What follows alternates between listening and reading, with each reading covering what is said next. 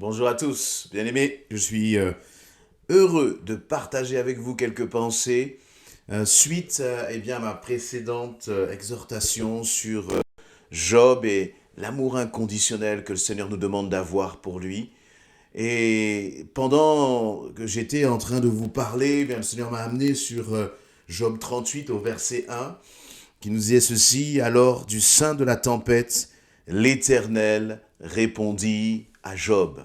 Et ce verset a résonné dans mon cœur tout au long de la journée. Et je voudrais vous partager quelques pensées justement à travers cela. Job 38, à partir du verset 1. Alors, du sein de la tempête, l'Éternel répondit à Job. Qui donc obscurcit mes desseins par des discours sans connaissance? Mets ta ceinture comme un brave. Je vais te poser des questions et tu m'enseigneras. Alors là, comprenons bien que c'est l'Éternel qui parle à Job. Pour redonner le contexte, et je vous invite à écouter la précédente exhortation, et je mettrai le lien dans la vidéo, le Job était comme rentré en discussion avec et contre l'Éternel à cause de toutes les souffrances et les épreuves qu'il était en train de traverser. Et là, dans ce chapitre, c'est maintenant Dieu qui parle. Comme Dieu peut te parler, peut me parler lorsque, dans nos épreuves et dans notre souffrance, nous avons parfois la mauvaise attitude de pointer Dieu du doigt, d'interroger Dieu, de commencer à lui demander des pourquoi, mais des pourquoi plutôt accusateurs, parce que nous ne comprenons pas ce qui est en train de se passer, et que même très souvent, dans ces moments difficiles, nous perdons même confiance en l'Éternel. Et donc, à ce moment-là, Dieu va entendre les murmures, les gémissements, et les reproches même de Job. Et va lui répondre ceci: Alors, du sein de la tempête, l'Éternel répondit à Job: Qui donc obscurcit mes desseins par des discours sans connaissance? Mets ta ceinture comme un brave. Je vais te poser des questions et tu m'enseigneras. C'est l'Éternel qui parle et qui dit à Job: écoute, Job, c'est toi qui vas me renseigner. Où étais-tu quand je posais les fondations du monde? Déclare-le, puisque ta science est si profonde. Qui en a fixé les mesures? Le sais-tu donc? Qui a tendu sur lui le cordeau d'arpenteur? De quoi les socles de ces colonnes dans quoi les socles de ces colonnes s'enfoncent-ils? Qui en posa la pierre principale d'angle, quand les étoiles du matin éclataient unanimes dans des chants d'allégresse, et que tous les anges poussaient des cris de joie? Qui enferma la mer par une porte à deux battants, lorsqu'elle jaillit du sein maternel, lorsque je fis de la nuée son vêtement et de l'obscurité ses langes, quand je lui imposais ma loi et quand je plaçais verrou et porte en lui disant: c'est jusqu'ici que tu iras et pas plus loin. Ainsi s'arrêteront tes flots impétueux. Je m'arrêterai là, mais je vous invite à continuer de lire non seulement ce chapitre, mais les suivants. Dieu est donc en train de parler à Job. Et il rappelle à Job: mais Job, je suis celui qui a fondé le monde, qui a fondé la terre. C'est celui qui a fondé la mer. Et lorsque moi, l'Éternel, le Créateur, j'ai fondé la terre, qui était là pour me conseiller sur la mesure que la planète devait faire, sur le système solaire? Qui était là pour me dire comment j'allais faire, même tenir, j'allais dire, cette planète? Le concept de la pesanteur, de la gravité, l'oxygène dans lequel, le système dans lequel le Seigneur nous a placé, l'air que nous respirons avec le juste équilibre entre les différents gaz qui le composent.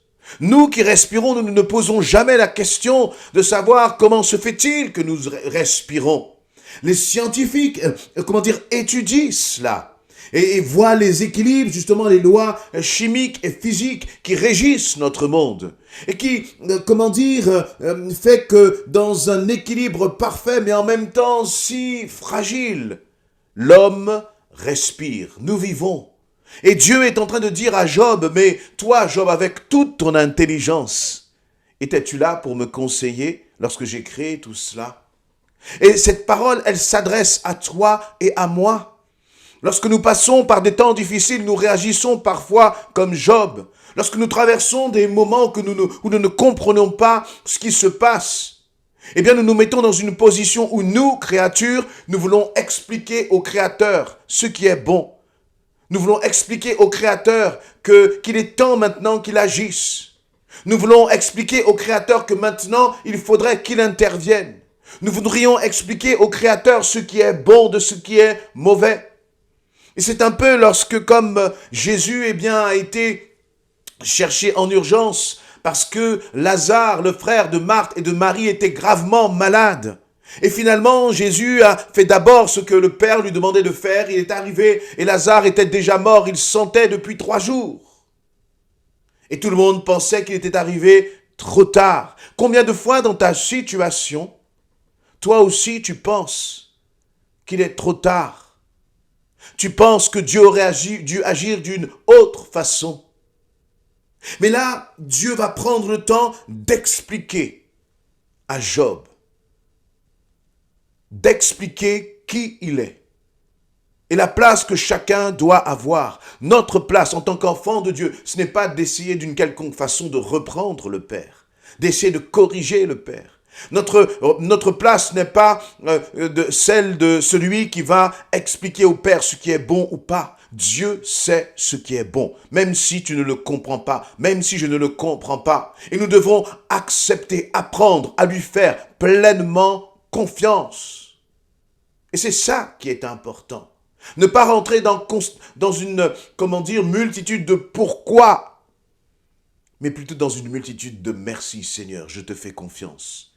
Merci Seigneur, je crois en toi. Je place ma confiance en toi.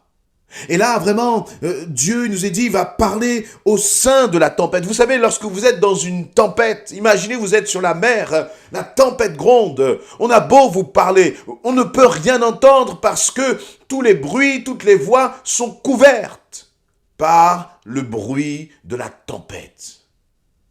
Mais il y en a un qui est capable de faire entendre sa voix dans les tempêtes de ta vie. Et il s'appelle l'Éternel. Il s'appelle le Créateur. Il s'appelle ton Père céleste. Et je crois que Dieu est capable même de parler lorsque nous avons peur, lorsque nous nous agitons. Lorsque nous crions à droite et à gauche parce que, toute la situation nous échappe totalement. Nous avons l'impression parfois d'être dans une impasse, mais dans cette impasse, Dieu est capable de faire entendre sa voix.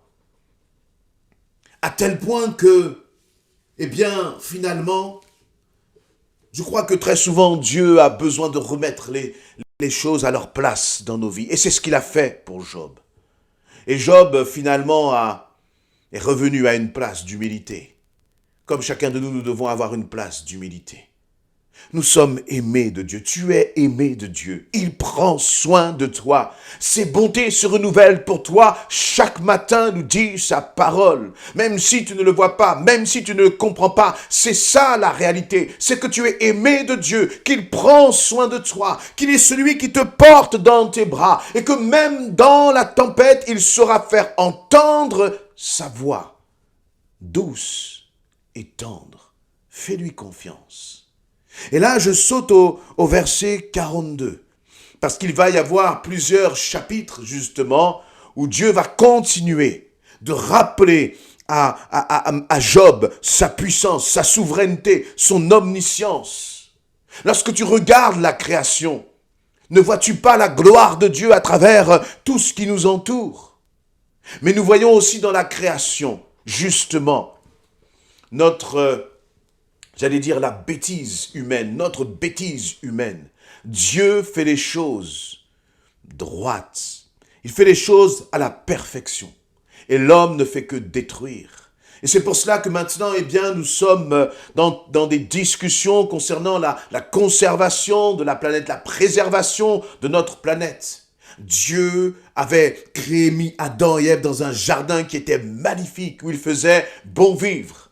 Et l'homme n'a fait que détruire. Toi et moi, par nos raisonnements, nous ne faisons que détruire. Mais Dieu, dans sa grâce, il prend le temps de nous parler, de nous expliquer. Il envoie son Saint-Esprit là aussi pour te rappeler que tu dois lui faire confiance. Et c'est ce qui s'est passé lorsque l'on, justement, après plusieurs chapitres où Dieu va parler à Job, au chapitre 42, il nous est dit, Job répondit alors à l'Éternel, je sais que tu peux tout et que rien ne peut faire obstacle à tes projets. Je répète ce que va dire Job finalement, c'est comme si lorsque Dieu va lui parler, des éclairs vont tomber de ses yeux. Il va arrêter de regarder à la souffrance, à la douleur. Il va commencer à regarder à l'Éternel. Et lorsqu'il va commencer à regarder à l'Éternel, il y a ces paroles merveilleuses qui vont jaillir de ton cœur. Et je voudrais que ces mêmes paroles jaillissent aussi de ton cœur si tu décides dans ta tempête de tourner ton regard vers le Seigneur.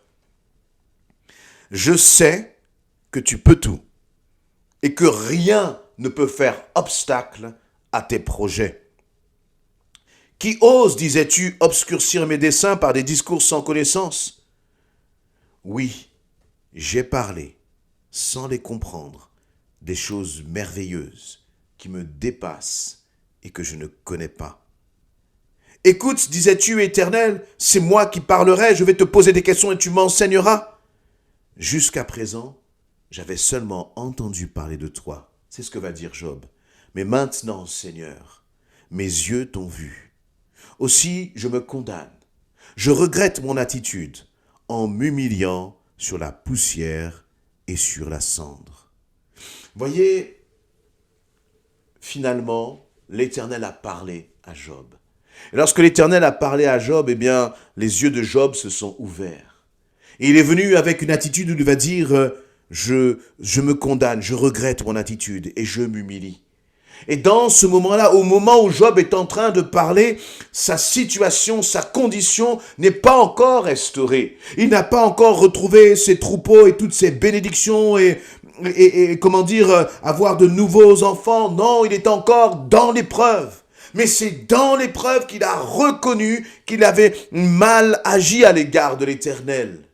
Et c'est dans son épreuve, dans sa souffrance qu'il s'est humilié. Parfois, nous attendons que le Seigneur nous rétablisse pour nous humilier. Mais je crois que dans notre épreuve, il est bon de reconnaître la grandeur et la puissance de Dieu. Et c'est ce que Job va dire. Lorsqu'il va dire, Seigneur, je sais que tu peux tout et que rien ne peut faire obstacle à ta volonté. Il est en train de dire que malgré tout ce qui m'arrive, Seigneur, ce qui va se passer, c'est ce que toi, tu auras décidé. Et je ne veux plus me laisser impressionner par les circonstances, mais je veux te faire confiance. C'est ce que est en train de dire Job. Et je crois que c'est ce que le Seigneur voudrait que toi tu dises. Regarde ta situation, regarde tes difficultés, regarde tes combats, tes épreuves et ta souffrance et proclame sur ta situation, Seigneur, je sais que rien ne peut faire obstacle à tes projets. Job chapitre 42, versets 1 et 2.